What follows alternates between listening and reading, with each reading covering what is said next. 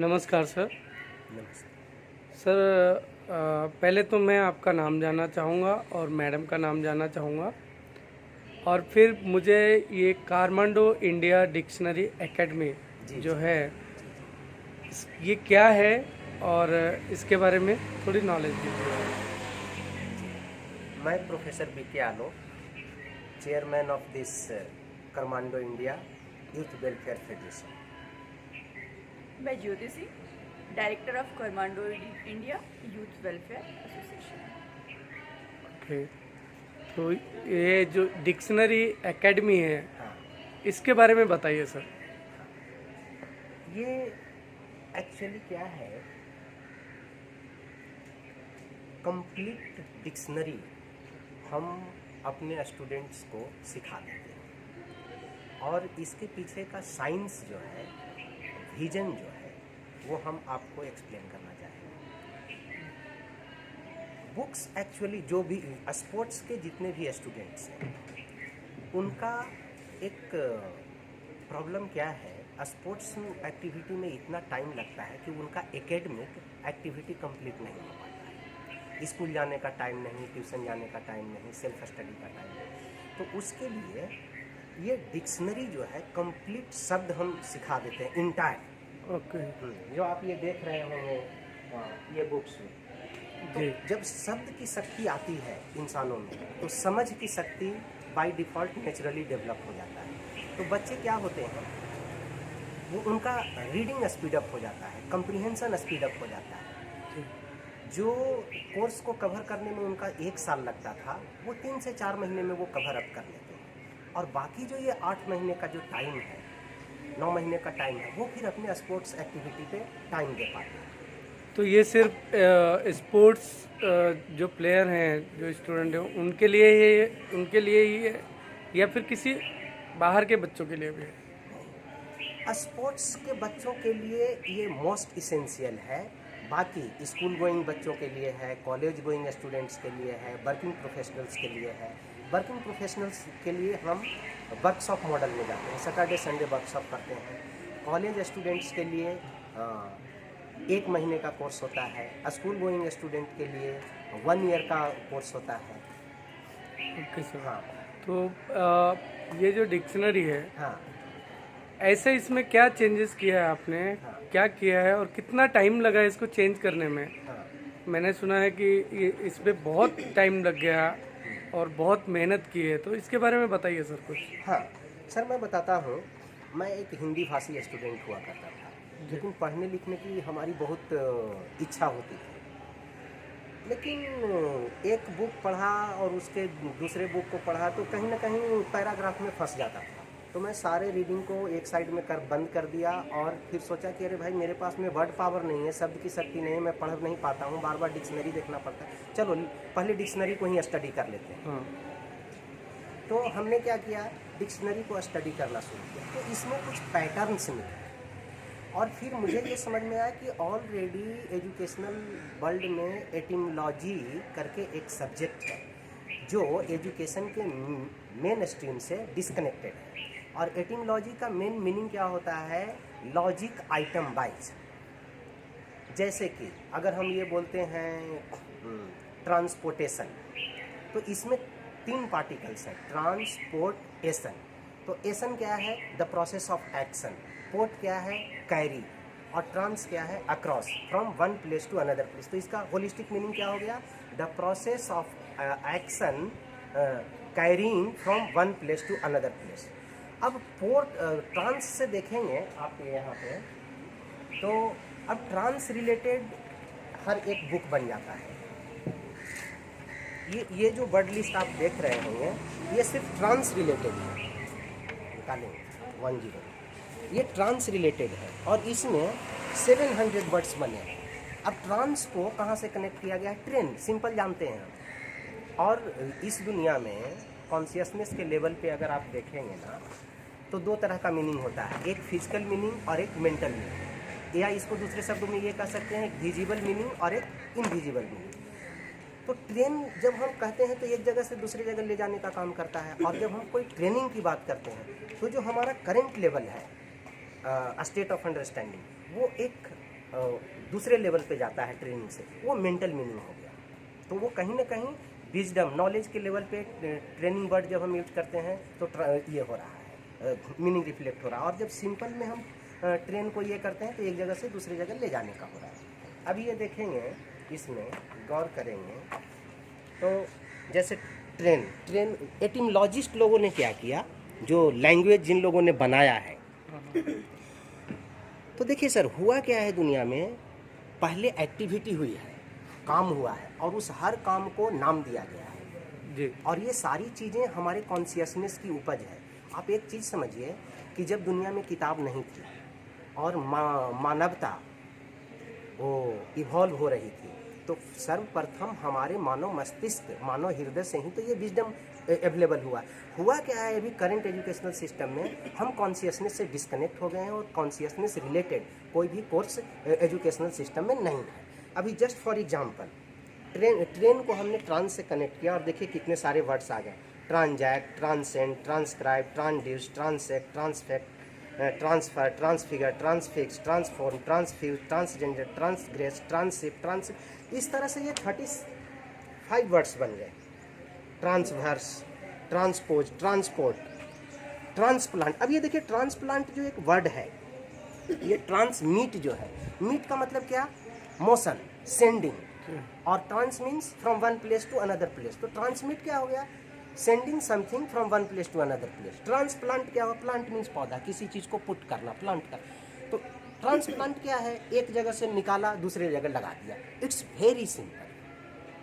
अब रही बात कि जो दुनिया में जो अवेलेबल डिक्शनरी है वो क्या है, जब हम रीडिंग करते हैं बुक, वो पढ़ते समय जब उसका मीनिंग मिस करते हैं तो वो देखने के लिए है। और ये क्या है, इंटायर डिक्शनरी को, जितना भी अभी दुनिया में वर्ड्स यूज में है, चाहे वो कंप्यूटर रिलेटेड हो, इंजीनियरिंग रिलेटेड हो, मेडिकल, टेक्नोलॉजी, जितने भी सब्जेक्ट्स हैं, और जो वर्ड्स अभी नहीं यूज हो रहे हैं but on the very basis of existing word list of English language, जो आगे और वर्ड फॉर्म होने वाले हैं, वो सब के सब हम एडवांस में सीख लेते हैं। बहुत कुछ है। और इसके बाद क्या होता है, जब पूरा वर्ड पावर आ गया, पूरी शब्द की शक्ति आ गई, ये बियॉन्ड ऑक्सफोर्ड, बियॉन्ड कैम्ब्रिज, जितने भी मार्केट में अवेलेबल है, आई एम नॉट क्रिटिसाइजिंग सम, उन लोगों ने बहुत काम किया है, लेकिन उसके बाद ये काम की ज़रूरत थी स्टूडेंट लेवल पे, उनकी रीडिंग कैपेसिटी को बढ़ाने के लिए, उनके कंप्रीहेंशन एंड अंडरस्टैंडिंग कैपेसिटी को बढ़ाने के लिए, उनके स्पीकिंग फ्लुएंसी को बढ़ाने के लिए, उनमें कॉन्फिडेंस डालने के लिए। तो यही कहना चाहूँगा कि शब्द शक्ति बढ़ने से समझ की शक्ति बढ़ती है, और समझ शक्ति बढ़ती है तो हम वर्क को मैनेज कर सकते हैं, लीडरशिप लेवल पे हम जा सकते हैं, और दुनिया को जो रिक्वायर्ड है, ज़रूरी है, चाहे वो स्पोर्ट्स का फील्ड हो, एजुकेशन का फील्ड हो, सोशल वेलफेयर का फील्ड हो, वो हम कर सकते हैं। बहुत बहुत कुछ है सर। थैंक यू सर, आपने इतना अच्छी तरीके से समझाया है। आई थिंक जो इस वीडियो को देखेंगे, वीडियो देखने के बाद आपको कांटेक्ट करेंगे, और ये डिक्शनरी तो कमाल है। मैं इसमें कुछ ऐड करना चाहूँगी। हाँ जी। फॉर अ मोमेंट, देखिए ऐसा है कि अगर आप एजुकेशन सिस्टम की बात करिए, आज की डेट में मैक्सिमम लोग फॉलो करते हैं कि इंग्लिश मीडियम में हम अपने स्टूडेंट को इनरोल करेंगे, ठीक है। और इवन आप देखेंगे कि लैंग्वेज के लेवल पे भी, मीडियम के लेवल पे, अभी जो नॉर्मल मीडियम है वहाँ पे सेमी इंग्लिश का भी फैशन आ गया है, राइट। हायर एजुकेशन हमारा इंग्लिश में है, ठीक है। आप जस्ट इमेजिन करिए कि आप किसी foreign, just go in America, Britain, anywhere, आप उनका हायर एजुकेशन जरा हिंदी में कर दीजिए, and then you see the performance of दो children. Horrible, pathetic, they can't do anything. But Indian, we are very smart from our mind. हमारा जो intelligence भी है वो बहुत स्मार्ट है। और अमेरिका में एक लैंग्वेज का कंपटीशन होता है और उसका रिकॉर्ड है कि हमेशा जो है NRI बच्चा जो है स्पेशली इंडिया से जीतता है, और वो बोलते हैं कि जब तक इंडियन यहाँ रहेंगे हम कभी उस कंपटीशन को जीतेंगे नहीं, और वो लैंग्वेज का कंपटीशन है। ये डिक्शनरी क्या है, लेकिन जानते हैं इंडिया के लेवल पे अगर मैं आपसे बात करूँ, I am a language expert also, okay, I am an English and I am educationist, life coach and business coach right now. I have seen one thing in this dictionary, you know, this is the requirement of each and every individual in our country, I will say, okay. If we consider English is a global language or it is good for our professional and career, okay, in that respect. But उसमें एक सबसे बड़ा जो gap आता है वो ये आता है अंडरस्टैंडिंग का। जब बच्चे का एजुकेशन 12th के बाद पूरा इंग्लिश में होता है ना, तो वो बहुत स्ट्रगल करता है, बहुत स्ट्रगल करता है। इवन मैंने ये भी देखा कि CBSE बोर्ड हो या ICSE हो, कोई भी बोर्ड हो, बच्चा पढ़ लेता है, 98% रिजल्ट भी पा लेता है और अंडरस्टैंडिंग डेवलप ही नहीं होती है। अंडरस्टैंडिंग डेवलप क्यों नहीं होती है? इसलिए नहीं होती है क्योंकि उसको मीनिंग नहीं मालूम है। वो याद करके, कॉम्प्रिहेंशन करके एग्जाम्पल और आंसर्स एग्जाम में दे करके आता है।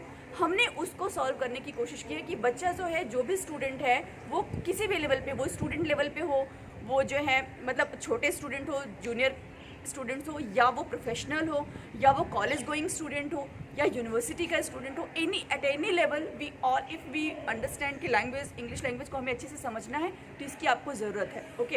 And we have divided into 3 categories, okay. For example student level है तो उसको 1 ईयर का कोर्स डिज़ाइन करके दिया हुआ है। लेकिन अगर वहाँ पे कॉलेज गोइंग स्टूडेंट है तो उसको हमने 3 मंथ्स का कोर्स डिज़ाइन किया है। बट अगर ग्रेजुएट, पोस्ट ग्रेजुएट और प्रोफेशनल है तो उसको हमने 2 डेज़ के वर्कशॉप में भी कन्वर्ट किया हुआ है। उससे क्या है, अब बोलेंगे 2 डेज़ में कैसे होगा? हमारे ये पूरा साइंटिफिक मेथड है, okay. Scientifically we have designed everything and definitely ऐसा नहीं 2 दिन बाद आपको कुछ करना नहीं है।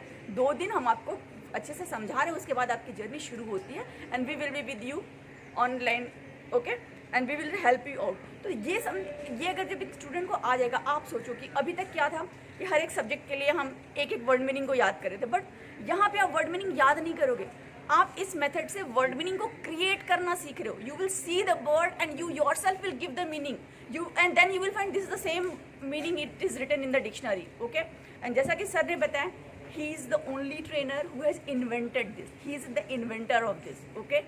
We are first mover for this project, okay, and we hope, we have the not hope only, I have the full confidence we are going to rock the world and we are going to give the best gift to this world which has been not given yet, okay. Thank you so much for you for asking these questions, okay. Thank you ma'am. Last में ये कहना चाहूँगा कि actually जब हम consciousness के level पे देखते हैं ना, तो language is the mother of all subjects.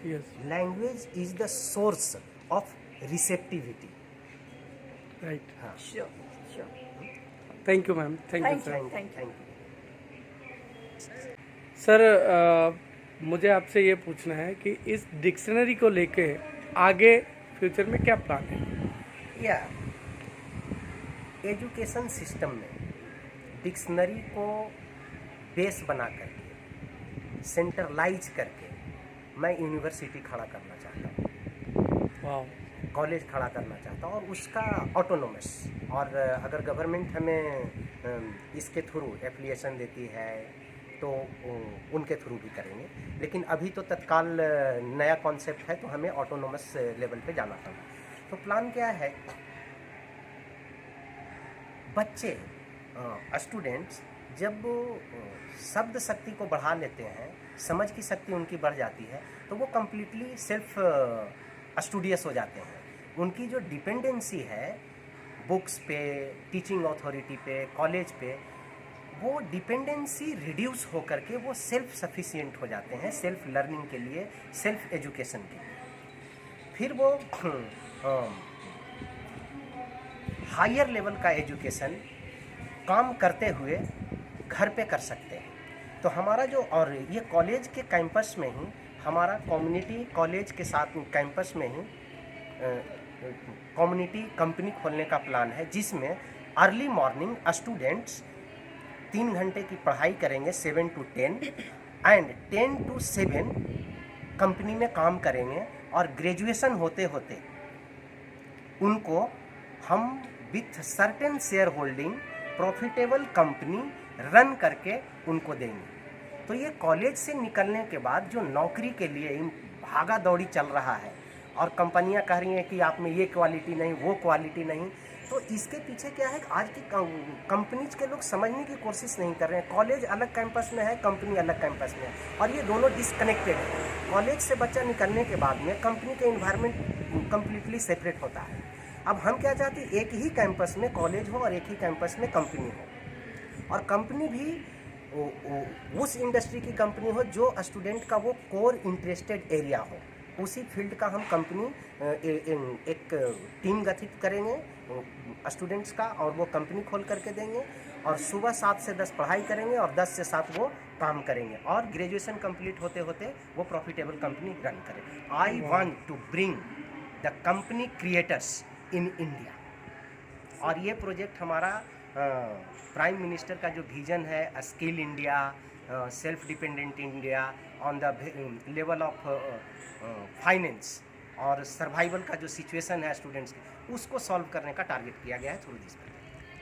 Thank you sir.